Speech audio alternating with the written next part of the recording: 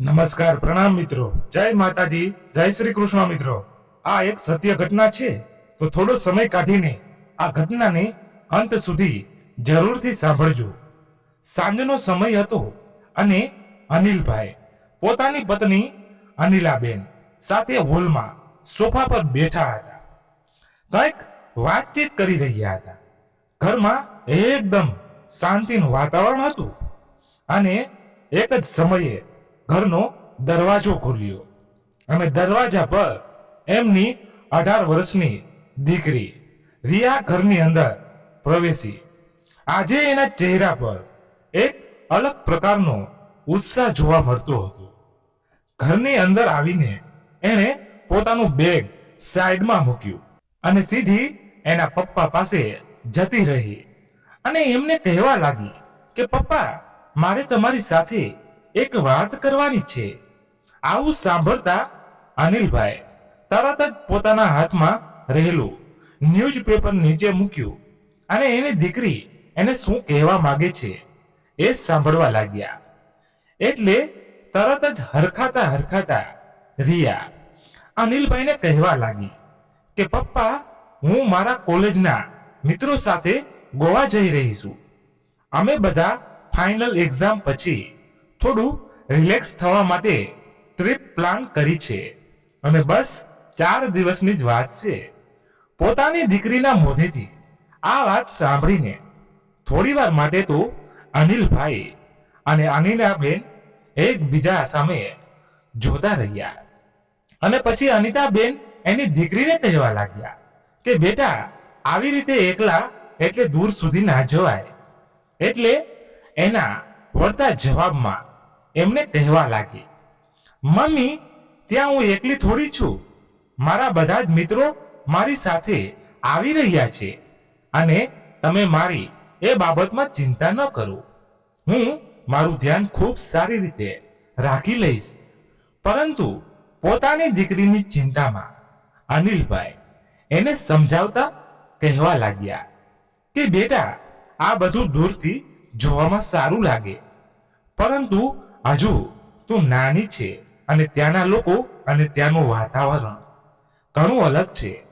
તું એટલે દૂર જઈશ તો અમને પણ દિવસ રાત તારી ચિંતા થયા કરશે. એટલે તું અમને સમજવાની કોશિશ કર. અમે તને બહાર જવા માટે ના નથી કહેતા, ફક્ત એટલું જ કહેવા માંગીએ છીએ કે તું આપણા શહેરની નજીકની ગમે તે સ્થળ પર તારા મિત્રો સાથે ફરવા માટે જતી રહે. પોતાના પપ્પાના આવા શબ્દો સાંભળી રિયા થોડી ઉગ્ર થઈ ગઈ અને કહેવા લાગી, મમ્મી પપ્પા, તમે આટલું બધું કેમ નેગેટિવ વિચારો છો? હું કંઈ બાળક નથી. તમે નાની નાની વસ્તુમાં મને એમ જ સમજાવ્યા કરો છો કે હું તમારી એકની એક દીકરી છું, તો એમાં હું શું કરી શકું? એકની એક છું એનો મતલબ એવો તો નથી કે તમે મને બહાર ક્યાંય જવા જ ન દો. મારી પણ કંઈક જિંદગી છે. અનિતાબેન ઊભા થઈને રિયા પાસે ગયા અને એના ખંભા પર હાથ મૂકીને કહેવા લાગ્યા કે રિયા, આનંદ માણવા એ ખોટું નથી, પણ અમે ઈચ્છીએ કે તું એવી જગ્યાએ જા અમને તારી ચિંતા ના રહે. પછી તો રિયા રડતા રડતા એના મમ્મી પપ્પાને કહેવા લાગી, આ વખતે તો હું તમારા લોકોની એક પણ વાત માનીશ નહીં અને ગોવા જઈને જ રહીશ. પછી ભલે મારે કાંઈ પણ કરવું પડે. અને પોતાના રૂમમાં ચાલી ગઈ. અનિલભાઈ અને અનિતાબેન એકબીજા તરફ જોઈ રહ્યા. એમના ચહેરા પર ચિંતા હતી, પણ રિયાની નારાજગીથી એમનું હૃદય પણ ભારે થતું હતું. અનિલભાઈએ એમના પત્નીને કહ્યું કે આજના યુવાનોને સમજાવવા ઘણા મુશ્કેલ છે. આપણે એની સલામતી માટે વિચારીએ છીએ, પણ એને લાગે છે કે આપણે એની આઝાદી છીનવીએ છીએ. આમ તો એકાએક ઘરમાં શાંતિની જગ્યાએ હવે એક અલગ જ તણાવનું વાતાવરણ બની ગયું હતું. સાંજની જગ્યાએ રાત પડી ગઈ હતી અને રિયા હજુ પોતાના રૂમમાંથી બહાર નહોતી આવી. અનિલભાઈ હાથમાં જમવાની થાળી લઈ ચિંતાભર્યા ચહેરા સાથે પોતાની દીકરીના રૂમ તરફ ગયા. દરવાજો ખોલતા જ તેમની નજર રિયા પર પડી, જે પલંગના ખૂણે બેઠી નીચું જોઈને ચૂપચાપ રડી રહી હતી. એટલે અનિલભાઈએ તેના માથા પર હાથ મૂક્યો અને કહેવા લાગ્યા, બેટા, અમને તારી ચિંતા થાય છે એટલે અમે તને આમ સમજાવી રહ્યા છીએ. બાકી તને આમ રડતા જોઈને તારા પપ્પાને કેવું લાગે એનો તો જરા તું વિચાર કર. એટલે રિયા ફરી પોતાની એ જ વાત લઈને બેસી ગઈ અને અંતે પોતાની દીકરીની લાગણીનું માન રાખીને અનિલભાઈએ તેને કહી દીધું, જા બેટા, તું તારા મિત્ર સાથે ફરવા માટે જઈ શકે છે, પરંતુ થોડી સાવચેત રહેજે અને સમયસર ઘરે પાછી આવતી રહેજે. રિયાના ચહેરા પર એક ચમક આવી ગઈ. તેણે આનંદથી પોતાના પપ્પાને ગળે લગાવ્યા અને જમવાની થાળી હાથમાં લઈને ખુશીથી જમવા લાગી. બાપ દીકરીની આ હૃદયસ્પર્શી ક્ષણે ઘરમાં એક નવી ઉર્જા લાવી દીધી અને આ બાબતમાં અનિલભાઈએ એમના પત્ની અનિતાબેનને પણ સરખી રીતે સમજાવી દીધા.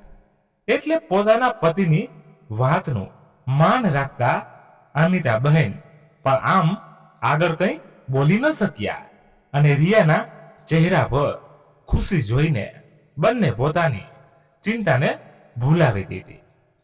2 દિવસ પછી પોતાના મિત્રો સાથે બહાર ફરવા માટે જવાનું છે.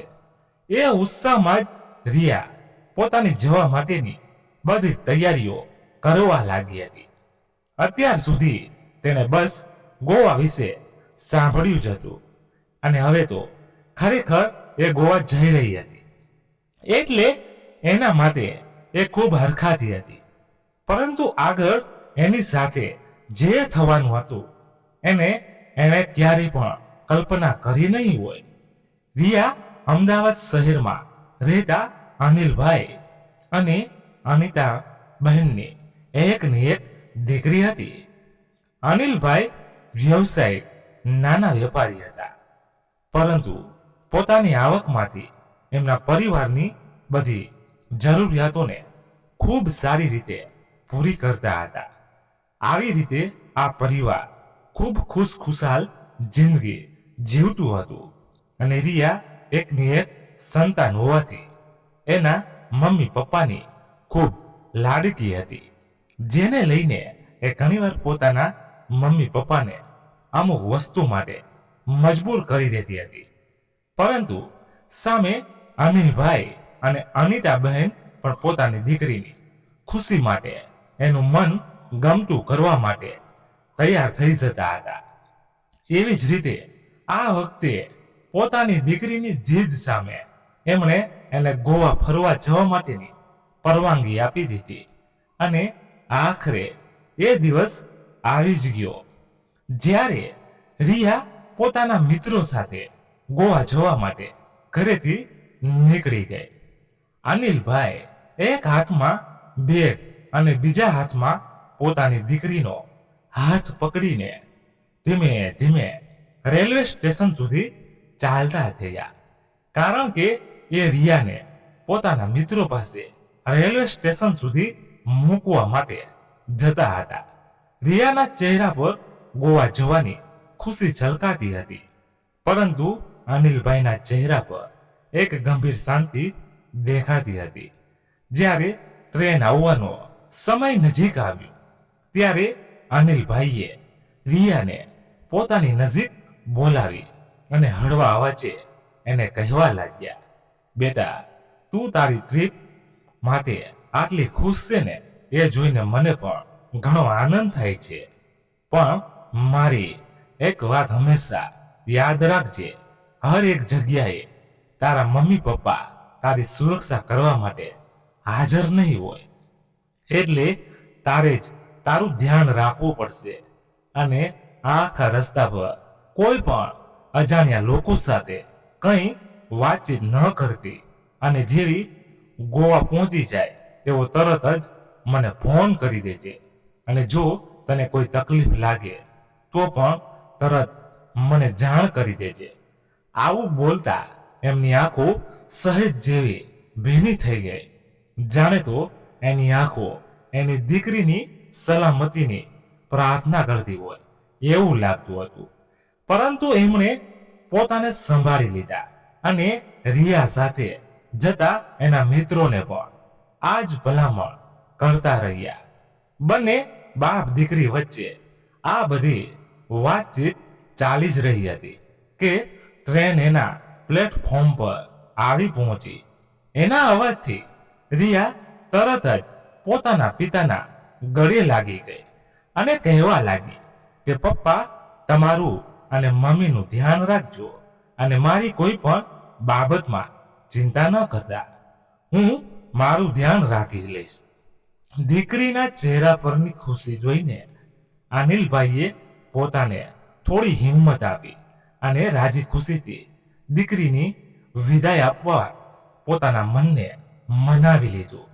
રિયા ટ્રેનના બારી પાસેની સીટ ઉપર બેસી ગઈ અને બારીમાંથી બહાર ઉભેલા પોતાના પિતાને હાથના ઈશારેથી આવજો કહેતી રહી અને અનિલભાઈ પણ જ્યાં સુધી ટ્રેન અદૃશ્ય ના થઈ જાય ત્યાં સુધી ત્યાં ને ત્યાં ઊભા રહ્યા.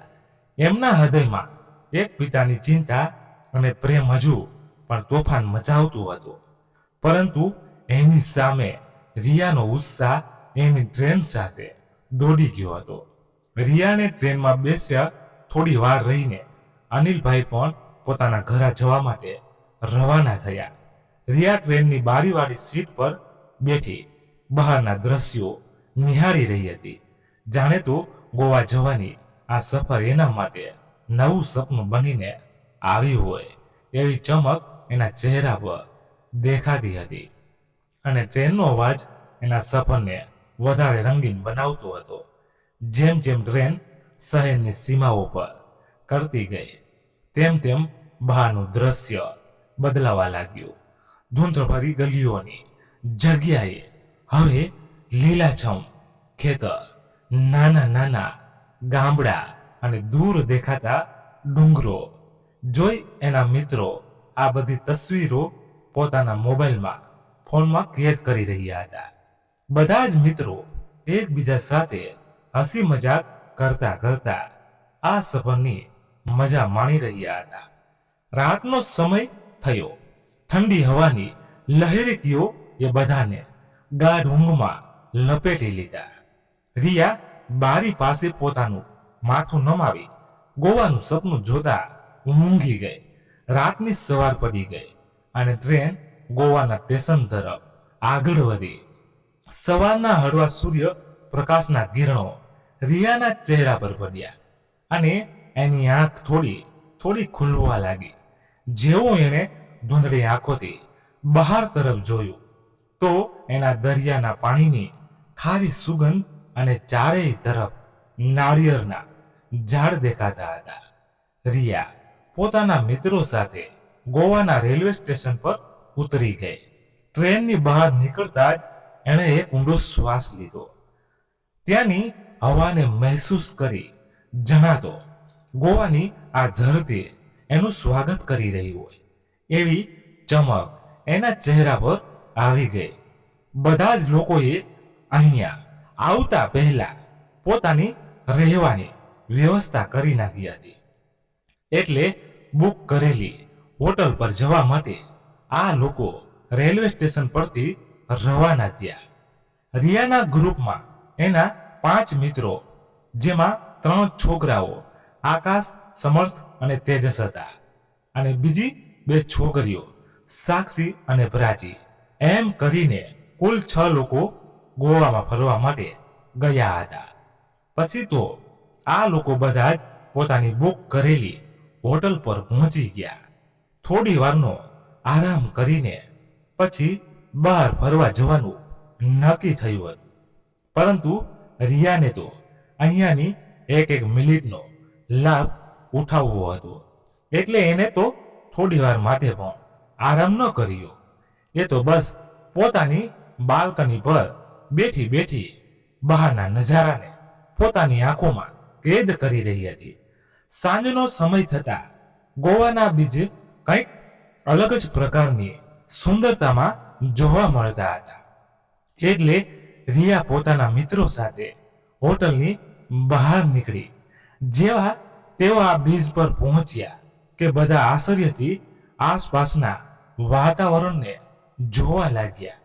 રિયા તો એક નાના બાળક જેવી પોતાના હાથ હવામાં લહેરાવી એ તો દરિયાના મોજા તરફ દોડી. એનું હાસ્ય હવામાં ગુંજી રહ્યું હતું, જાણે તો આ એની સ્વતંત્રતાની ખુશી હોય એવું એને લાગી રહ્યું હતું. દરિયાના મોજાનો અવાજ, નાળિયેરના પાનની હલચલ અને ધીમું ધીમું વાગતું સંગીત આ વાતાવરણને કંઈક અલગ જ પ્રકારનું રૂપ આપતું હતું.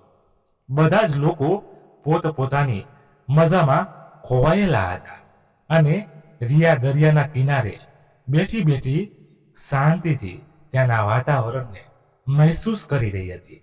અચાનક તેની બાજુમાં એક યુવતી આવીને બેસી ગઈ અને હળવા સ્મિત સાથે એને કહેવા લાગી કે આ બીચ કેટલો સુંદર છે નહીં? તમે અહીંયા પહેલી વાર જ આવ્યા હશો. ગોવાની અજાણી ધરતી પર ગુજરાતી અવાજ સાંભળી રિયા એકાએક ખુશ થઈ ગઈ અને આ યુવતી તરફ જોવા લાગી. પછી રિયાએ હસીને એને કહ્યું કે હા, હું પહેલી વાર જ અહીંયા આવીશું. એટલે ફરી એની વાત આગળ વધારતા પહેલી યુવતી એને કહેવા લાગી, હાય, મારું નામ નીલમ છે અને હું મારા કઝિન જોડે અહીંયા ફરવા માટે આવીશું. હું તો ત્રીજી વાર અહીંયા ફરવા માટે આવી રહી છું. ખરેખર ગમે એટલી વાર અહીંયા આવીએ તો પણ હું મન ભરાતું નથી. પછી તો આ બંનેની વાતો ઘણા સમય સુધી શરૂ રહી, કારણ કે એ યુવતી પણ ગુજરાતથી જ આવતી હતી. એટલે રિયાને એની સાથે વાતો કરવામાં ખૂબ મજા આવતી હતી. થોડી વારમાં એની બાજુમાં બેઠેલી નીલમનો કઝિન એની પાસે આવ્યો અને એને બહાર જવાનું કહેવા લાગ્યો. નીલમે રિયાને પાર્ટીમાં આવવા માટે પૂછ્યું, પણ રિયાએ પહેલા તો એને ના પાડી દીધી, કારણ કે એ તો પોતાના મિત્રો સાથે આવી હતી. પછી એણે પાછળની તરફ નજર કરી તો એના મિત્રો હજુ પણ રેતીમાં મોજ મસ્તી કરી રહ્યા હતા. એટલે એકવાર એમણે પૂછવા ત્યાં પહોંચી ગઈ તો એના બધા જ મિત્રોએ જણાવ્યું કે હજુ આપણે આજે જ તો આવ્યા છીએ છે, એટલે પાર્ટીમાં કાલે જતા રહીશું. આજે ફક્ત દરિયા પર મજા કરી લઈએ. પરંતુ રિયાને તો એક જ દિવસમાં બધી જ જિંદગી જીવી લેવી હતી. એટલે પોતાના મિત્રોને એવું કહેવા લાગી કે મારી એક બહેન પણ એ પાર્ટીમાં જઈ રહી છે, એ પણ ગુજરાતથી આવી છે, તો હું એની સાથે જતી આવું છું. એટલે તરત જ એના મિત્રો એને અટકાવી, કેમ, બીજા કોઈ સાથે જવું તારા માટે યોગ્ય નથી. આપણે કાલે તો પાર્ટીમાં જવાના જ છીએ, પરંતુ રિયા એકની બે ન થઈ અને કઈ વાંધો નહીં, હું ત્યાં જ બેઠી છું એમ કહીને ત્યાંથી નીકળી ગઈ. પરંતુ એ ખોટું બોલીને નીલમ અને એના ભાઈ સાથે પાર્ટીમાં જવા માટે નીકળી ગઈ હતી. બીચની નજીક આવેલું આ પાર્ટીનું સ્થળ, જે રંગબેરંગી લાઇટ્સથી જોરથી વાગતું સંગીત અને લોકોની ભીડથી ધમધમતું હતું. ચારેય તરફ લોકો હાથમાં ડ્રિંક્સ લઈને ડાન્સની મજા માણી રહ્યા હતા. થોડી વાર માટે તો રિયા નજારામાં ખોવાઈ ગઈ અને એક ક્ષણ માટે એને થોડો સંકોચ પણ થયો, કારણ કે આ માહોલ એના માટે ખૂબ નવો હતો. પરંતુ એની સરખામણીમાં નીલમ જે પાર્ટીના રંગમાં રંગાઈ ગઈ હતી, એ રિયાને હળવેથી ખેંચીને ડાન્સ ફ્લોરની નજીક લઈ ગઈ. આવ રિયા, મજા કર, નીલમે હસતા હસતા કહ્યું. અને રિયાએ પણ થોડું હળવું સ્મિત આપ્યું. એ જ વખતે નીલમનો કઝિન ભાઈ અર્જુન હાથમાં બ્લેક ગ્લાસ લઈને આવ્યો. ગ્લાસમાં નારંગી રંગનું ડ્રિંક્સ હતું અને તેણે રિયા તરફ એક ગ્લાસ આગળ કર્યો.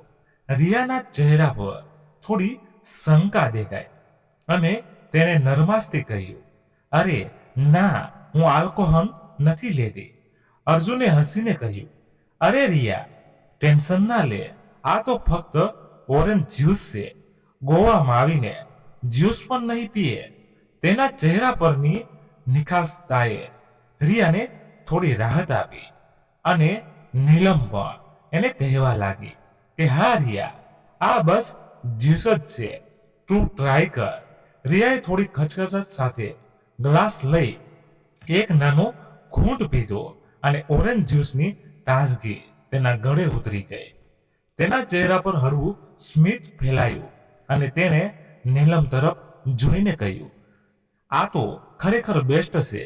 રિયા હવે થોડી હળવી થઈને નીલમ સાથે ડાન્સ ફ્લોર પર નાના નાના સ્ટેપ લેવા લાગી. તેની આંખોમાં ગોવાની આ રાતનો રોમાંચ અને નવી મિત્રતાની ખુશી ઝળકતી હતી. પરંતુ ડાન્સ કરતા કરતા અચાનક તેને થોડું વિચિત્ર લાગ્યું. તેની આંખ સામેનો નજારો જાણે ઝાંખો થતો હોય અને લાઇટ્સની ચમક વધુ તીવ્ર લાગતી હતી. તેના પગ થોડા લડખડાયા અને એક બે વાર તે લગભગ નીચે જ પડી જવાની હતી. રિયાએ પોતાને સંભાળવાનો પ્રયાસ કર્યો, પરંતુ તેનું શરીર જાણે તેના કાબુમાં ન હોય એવું તેને લાગવા માંડ્યું. નીલમ જે રિયાની બાજુમાં ડાન્સ કરી રહી હતી તેની લડખડાટ જોઈ તેણે ઝડપથી રિયાનો હાથ પકડીને ચિંતાથી પૂછ્યું, રિયા, તું ઠીક તો છે ને?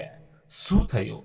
રિયાને પોતે પણ સમજાતું ન હતું કે તેની સાથે શું થઈ રહ્યું છે. તેનું માથું થોડું ભારે લાગતું હતું અને શબ્દો ગૂંચવાતા હતા. તેમ છતાં તેણે હળવું સ્મિત રાખીને કહ્યું, હા નીલમ, હું ઠીક છું, બસ થોડો થાક લાગે છે. પરંતુ તેનો અવાજ નબળો હતો અને તેની આંખોમાં થોડી ગભરાહટ દેખાતી હતી. થોડી ક્ષણોમાં રિયા બેહોશ થઈને નીલમના હાથ તરફ પડવા ગઈ કે નીલમે તેને પકડી લીધી. એટલી જ વારમાં નીલમનો ભાઈ અર્જુન ત્યાં આવી ગયો અને બંને રિયાને લઈને પાર્ટીની બહાર નીકળી ગયા.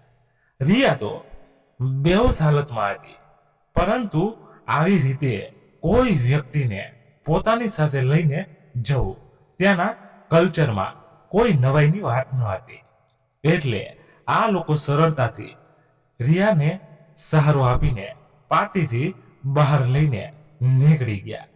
પરંતુ રિયા સાથે આગળ જે થવાનું હતું એ એને સપનામાં પણ ક્યારેય વિચાર્યું ન હતું. એની એક ભૂલ એની જિંદગીને ક્યારે વળાંક પર લાવીને ઊભી રાખશે એનો પણ એને ક્યારેય અંદાજો પણ નહીં લગાવ્યો હોય. આ ઘટના રિયા માટે એક ખતરનાક વળાંકની શરૂઆત હતી.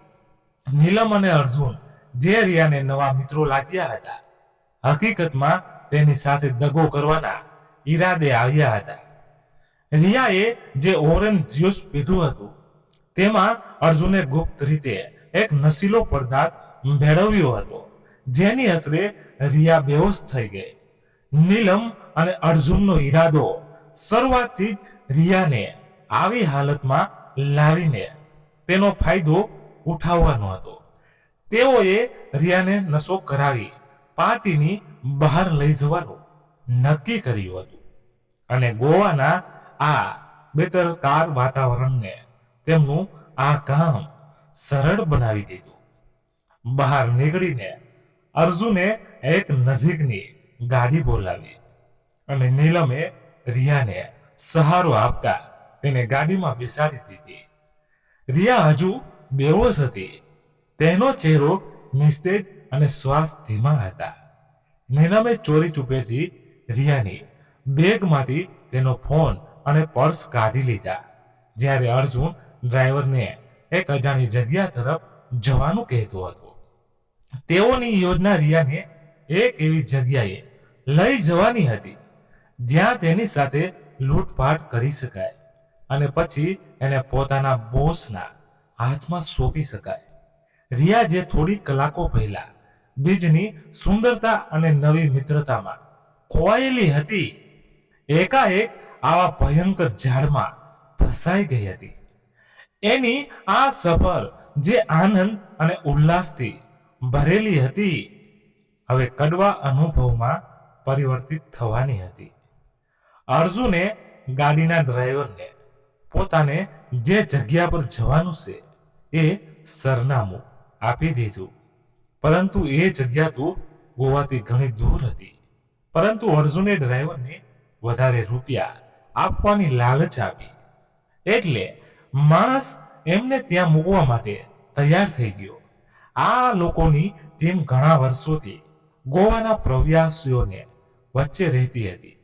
તેઓનું મુખ્ય કામ ખાસ કરીને નાના નાના યુવાનો અને નવા નવા પ્રવાસીઓને ટાર્ગેટ કરવાનું હતું, જેના લીધે પહેલા તો તેઓ એની સાથે મિત્રતાનો ઢોંગ કરે અને પછી પાર્ટીમાં લઈને તેને નશીલો પદાર્થ પીવડાવે. ત્યારબાદ એને બેહોશનો ફાયદો ઉઠાવી એની પાસેથી બધું લૂંટી લે અને જો એમાં પણ સંતોષ ન થાય તો એના બોસ સુધી જે તે વ્યક્તિએ પહોંચાડી દેતા હતા. અને જે પણ પ્રવાસીઓ આ લોકો પર વિશ્વાસ કરી બેસતા એ એમનો શિકાર બની જતા. એવી જ રીતે રિયા પણ આ લોકોનો વિશ્વાસ કરીને આવડી મોટી મુસીબતમાં મુકાઈ ગઈ. ત્યાંથી નીકળતા પહેલા નીલમે રિયાનો ફોન લઈને એમાંથી સિમ કાર્ડ તોડીને બહાર ફેંકી દીધું હતું, જેનાથી એનું લોકેશન ટ્રેસ ના થઈ શકે અને કોઈએ લોકો સુધી પહોંચી ન શકે. ડ્રાઈવર એક અજાણ્યા રસ્તા પર ગાડી ઊભી રાખી, જ્યાં થોડે દૂર એક ગલીમાં ગોડાઉન જેવું દેખાતું હતું. આ લોકો રિયાને એક ગોડાઉન સુધી લઈ ગયા અને એક અંધારામાં રૂમમાં જઈને પૂરી દીધી. પછી નીલમ અને અર્જુન પોતાના બોસ પાસે ગયા અને એને ત્યાંથી જાણવા મળ્યું કે આ છોકરીને આપણે થોડો સમય માટે એકલી રહેવા દઈએ અને પછી આપણી ટીમમાં એને લઈ લઈએ, કારણ કે ઘણી દેખાવડી છે, એટલે સરળતાથી બીજા લોકોને શિકાર બનાવી શકશે. પરંતુ રિયા હજી બેહોશ હાલતમાં જ એ અંધારા રૂમમાં પડી હતી. થોડા કલાક પછી રિયાને ધીમે ધીમે હોશ આવવા લાગ્યો. તેનું માથું ભારે હતું અને આંખો ખોલતા તેને અંધારું ધૂળ ભર્યું ગોડાઉન દેખાયું. તેના હાથ બંધાયેલા હતા અને તેની આસપાસનો માહોલ અજાણ્યો અને ભયંકર હતો. તે થોડીવાર ગભરાવા લાગી અને તેણે નીલમનો ચહેરો શોધવાનો પ્રયાસ કર્યો, પરંતુ આસપાસ એને કોઈ પણ જોવા મળતું ન હતું. એને ચારેય તરફ પોતાની નજર ફેરવી, પરંતુ હજી એ પોતાને સ્વસ્થ કરી શકે એવી હાલતમાં ન હતી. પરંતુ મનથી તો એ જાણી જ ગઈ હતી કે નક્કી આ કોઈ મોટી મુસીબતમાં મુકાઈ ગઈ છે. ગોડાઉનનો અંધકાર અને ધૂળ ભરી હળવાળોએ ગુંગળાવી રહ્યા હતા. તેના હાથ બંધાયેલા હતા અને એનું શરીર હજુ પણ નશીલા પદાર્થની અસરથી નબળું હતું.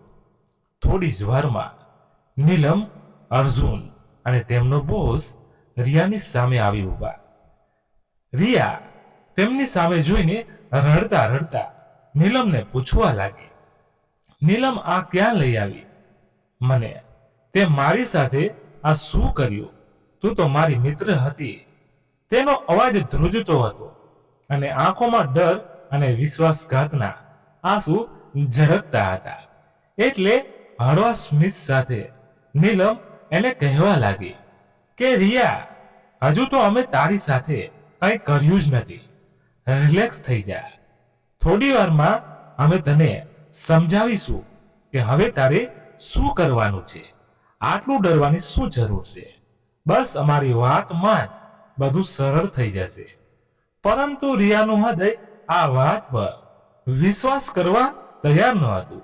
તેને સમજાઈ ગયું હતું કે તે ખતરનાક જાળમાં ફસાઈ ગઈ છે અને નીલમની મિત્રતા ફક્ત એક ઢોંગ હતી. અર્જુને રિયાને સમજાવી કે તું શાંતિથી અમારી વાત માની જા, એ જ તારા માટે સારું રહેશે. અને જો તું અમારી ટીમમાં સામેલ થઈ જઈશ તો તું પણ રૂપિયા રમતી થઈ જઈશ. એટલે રિયા સમજી ગઈ આ લોકો એને પોતાની સાથે કામ કરવાનું કહે છે. એટલે એણે થોડી હિંમત કરી દ્રઢતાથી આ લોકોને પોતે એવું કોઈ પણ કામ નહીં કરે એના માટે ના કહી દીધી. એટલે નીલમના બોસે નીલમને ઈશારો કર્યો. પછી નીલમ થોડી આગળ ગઈ અને રિયાને એક બે થપ્પડ લગાવી દીધું. છતાં રિયા પોતાના નિર્ણય પર કાયમ રહી અને રડતા રડતા કહેવા લાગી, તમારા લોકોને જે કરવું હોય એ કરી લો, પરંતુ હું તમારી વાત તો ક્યારેય પણ નહીં જ માનું. એટલે નીલમે ફરી એને મારવાનું શરૂ કર્યું. એટલે રિયા રડતા રડતા કહેવા લાગી કે મને જવા દો, મેં તમારું શું બગાડ્યું છે? પછી તો નીલમના બોસે એને સમજાવ્યું કે થોડા દિવસ માટે આ છોકરીને અહીંયા જ એકલી મૂકી દો, એની જાતે જ એને બુદ્ધિ ઠેકાણે આવી જશે. એટલે બધા ફરી રહ્યા ને અંધાર તારા રૂમમાં પૂરીને બહાર નીકળી ગયા. અને રિયા જોર જોરથી પોતાના મમ્મી પપ્પાનું નામ લેતી રડવા લાગી.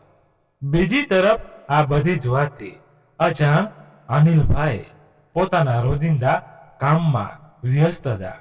હજુ તો બપોરના સમયે જ એને પોતાની દીકરી સાથે વાત થઈ હતી અને રિયા એવું કહીને બહાર ગઈ હતી કે રાત્રે જ્યારે હોટલ પર પાછી આવી જશે ત્યારે ફરી ઘરે ફોન કરશે.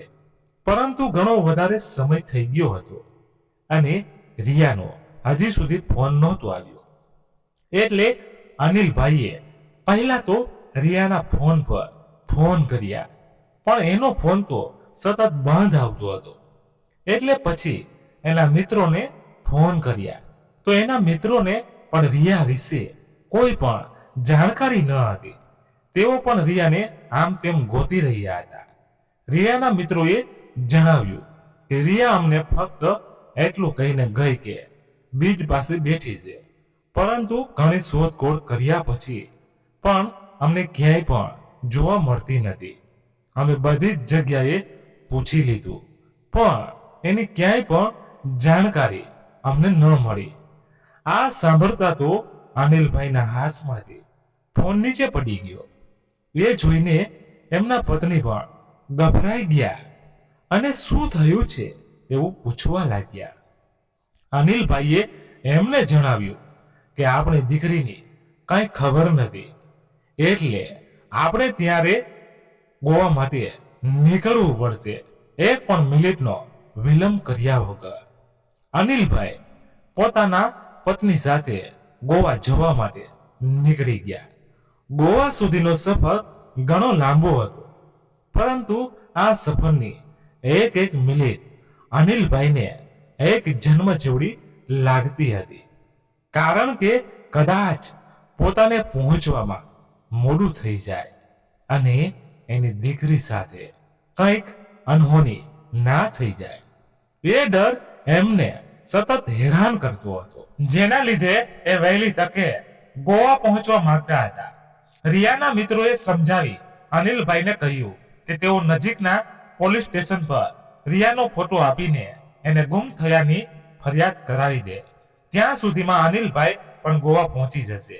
એટલે રિયાના મિત્રો પોલીસ સ્ટેશન સુધી પહોંચી ગયા અને અજાણ્યા શહેરમાં એને પોતાનું કહી શકાય એવું કોઈ પણ ન હતું.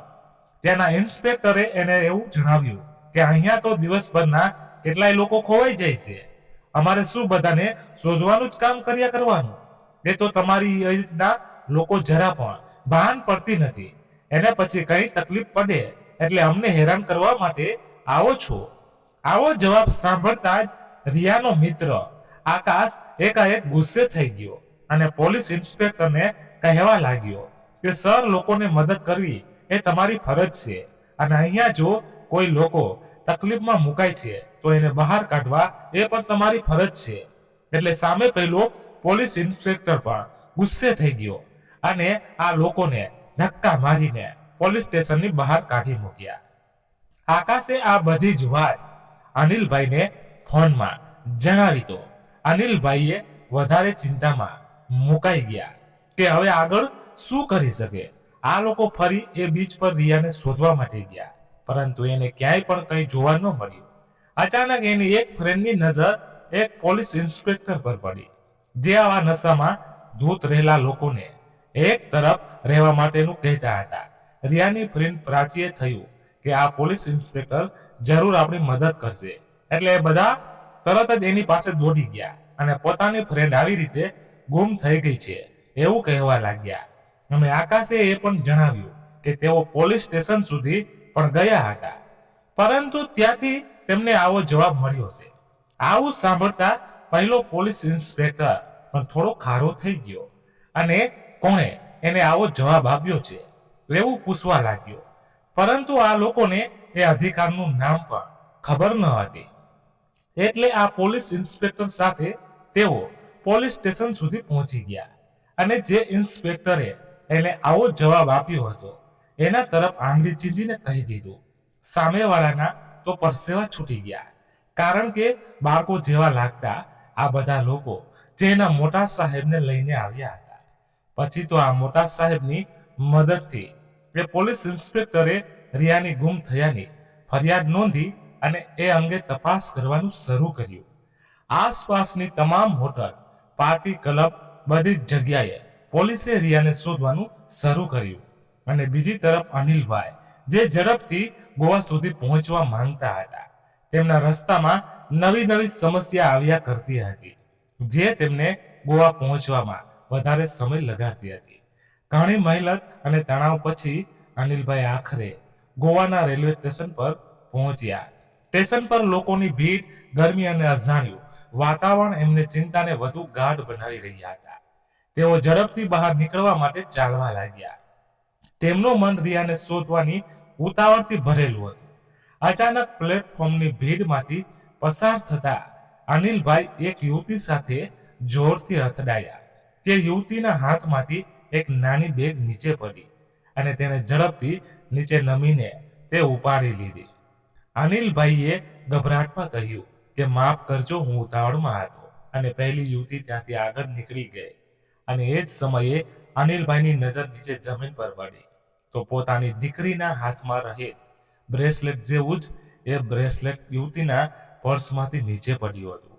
આ જોઈને અનિલભાઈ એક ક્ષણ માટે તો ત્યાં ને ત્યાં જ સ્થિર થઈ ગયા, કારણ કે એની દીકરી રિયાના જન્મદિવસ પર આવું બ્રેસલેટ તેમણે ગિફ્ટ કર્યું હતું. એટલે તરત જ એમણે આ બ્રેસલેટ પોતાના હાથમાં લીધું અને જોતા તો એમને એવું જ લાગ્યું જાણે કે આ એની દીકરીનું જ હોય. એટલે આ વિશે વધારે માહિતી લેવા માટે તેઓ પહેલી યુવતીની પાછળ પાછળ જવા લાગ્યા. પરંતુ એ યુવતી તો ખૂબ ઝડપથી ચાલતી હતી અને આગળ જઈને એની સાથે બીજા બે લોકો પણ હાજર હતા અને એમના પાસે એક ખૂબ મોટું બેગ હતું. અનિલભાઈ ગમે તેમ કરીને એ યુવતી સુધી પહોંચી ગયા અને ધ્રુજતા અવાજે એને પૂછવા લાગ્યા કે મેડમ, આ બ્રેસલેટ તમને ક્યાંથી મળ્યું? જેવું પહેલી યુવતીએ અનિલભાઈના હાથમાં આ બ્રેસલેટ જોયું, એના ચહેરા પર થોડો ડર દેખાયો અને એને અનિલભાઈના હાથમાંથી એ બ્રેસલેટ ખેંચી લીધું અને કહેવા લાગી કે તમને શરમ નથી આવતી કોઈ બીજાની વસ્તુ ચોરી કરતા?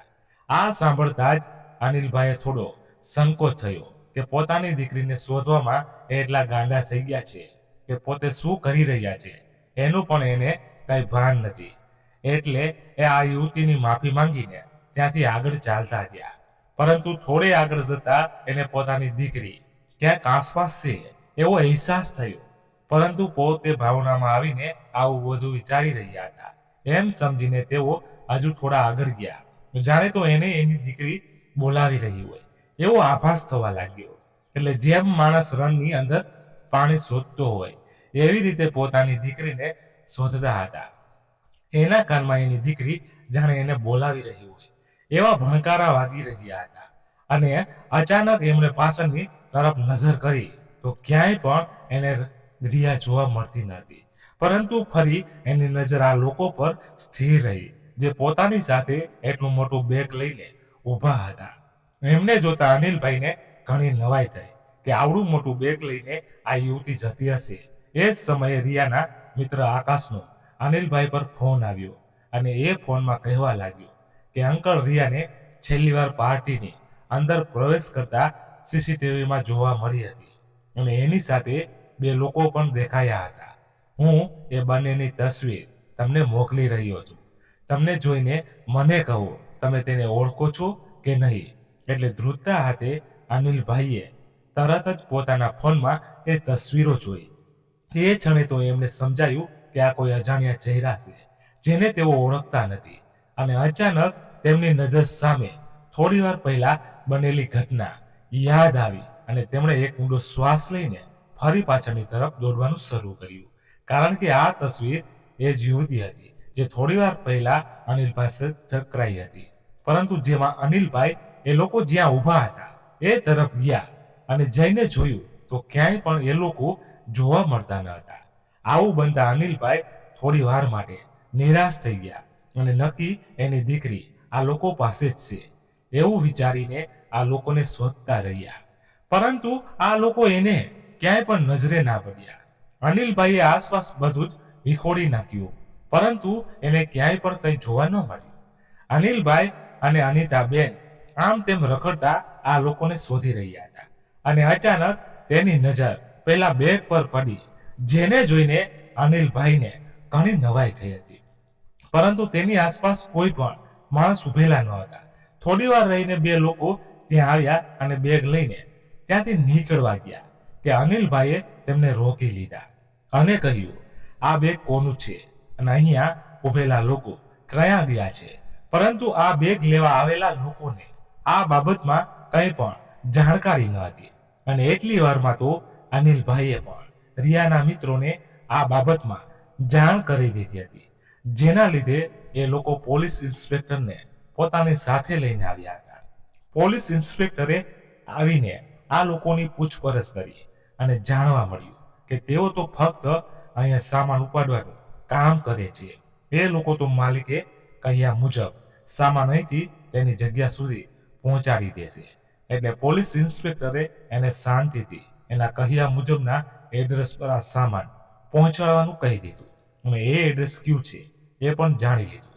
જેવી આ લોકો પાસે એડ્રેસની જાણ થઈ કે આ એડ્રેસ તો ગોવાથી ઘણું દૂર એક સુમસામ જગ્યા પર આવેલું હતું.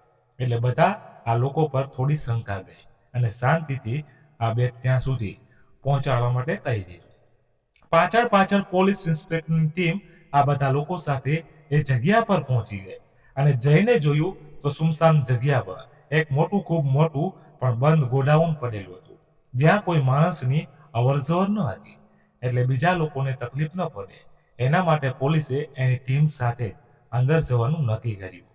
પરંતુ અનિલભાઈએ એવી જીદ કરી કે પોતે પણ અંદર આવીને એની દીકરીને શોધવા માંગે છે અને અંતે પોલીસ ઇન્સ્પેક્ટરે આવી યુક્તિ બનાવી કે આ બધા જ લોકોને પકડી પાડ્યા અને એ લોકો એવું સમજીને એની જાળમાં ફસાઈ ગયા કે આ એક છોકરીના લીધે એની આખી ગેંગ મુશ્કેલમાં મુકાઈ શકે છે. એટલે તેઓ એ બેગને ત્યાં જ મૂકીને ત્યાંથી રવાના થઈ ગયા. પરંતુ આ લોકોને ખબર ન હતી કે અત્યાર સુધી તેમણે જેને પોતાની જાળમાં ફસાવ્યા છે એક સમયે એ જાળી કોઈ જાળમાં ફસાઈ જશે. બધા જ રૂમની તપાસ કરવામાં આવી અને ત્યાં રિયા જેવી 2-3 છોકરીઓ પણ મળી આવી. સાથે સાથે ખૂબ વધારે રોકડ રકમ અને ઘરેણાં પણ પોલીસ ઇન્સ્પેક્ટરને ઝડપી લીધા. આ ગેંગ જે ઘણા વર્ષોથી આવા ખોટા કામ કરી રહી હતી આખરે એમણે પોતાના કરેલા ખોટા કામની સજા મળી ગઈ હતી. રિયા ફરી પોતાના મમ્મી પપ્પાને મળી ગઈ હતી પરંતુ હજુ એ સ્વસ્થ ન હતી કે એના મમ્મી પપ્પાને સરખી રીતે મળી શકે. એની આ હાલત જોઈને અનિલભાઈ અને અનિતાબેનને તો જોરથી રડવા લાગ્યા. પરંતુ એમને એક વાતની ખુશી હતી કે એમની સહી સલામત હાલતમાં એમને આજે મળી ગઈ છે, જેને લઈને એમણે પોલીસ ઇન્સ્પેક્ટરનો પણ આભાર માન્યો. અને આ ઘટના એના મિત્રો માટે પણ એક શીખ હતી. રિયા પોતાના મમ્મી પપ્પાને જોઈને એમના ગળે લાગી ગઈ અને રડવા લાગી. રડતી રડતી એ ફક્ત એટલું જ બોલી રહી હતી કે મમ્મી પપ્પા, મને માફ કરી દો, મારી ભૂલ થઈ ગઈ છે. પરંતુ પોતાની દીકરી હજુ ગભરાયેલી છે એમ વિચારીને અનિલભાઈએ એના માથા પર હાથ મૂક્યો અને એને લઈને ત્યાંથી બહાર નીકળી ગયા. વહાલા મિત્રો, આ ઘટના પરથી આપણને એટલું તો જરૂરથી શીખવા મળ્યું કે દરેક મા બાપે પોતાના સંતાનોની લાગણી અને પ્રેમમાં આંધળું થઈને એની બધી જ વાતને સ્વીકાર ન કરવી જોઈએ. કારણ કે આપણા બાળકોની સલામતી આપણી પહેલી પ્રાથમિકતા છે, જેને લઈને ક્યારેય પણ લાગણીવશ બનીને એમને આવા જોખમમાં ના નાખવા જોઈએ. અને દરેક સંતાનોને પણ એ જરૂરી શીખવું જોઈએ કે આજના સમયમાં હરેક વ્યક્તિ પર વિશ્વાસ કરવો તમારા માટે મોટી મુસીબતનું આમંત્રણ હોઈ શકે છે. અને એ વાત હંમેશા ધ્યાનમાં રાખો કે જો તમારા મા બાપ તમને સ્વતંત્ર આપે છે તો એ કોઈ મોજશોખ નહીં, પરંતુ એક જવાબદારી છે.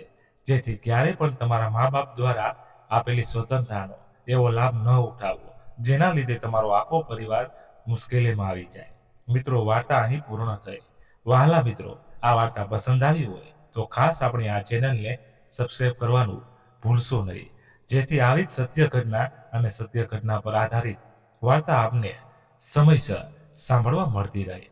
અને વાર્તાને એક લાઈક કરી તમારા મિત્રો સાથે શેર કરજો. તેમજ મિત્રો, આ વાર્તા વિશે આપનું શું કહેવું છે તે પણ આપ અમને કોમેન્ટ બોક્સમાં જરૂરથી જણાવજો.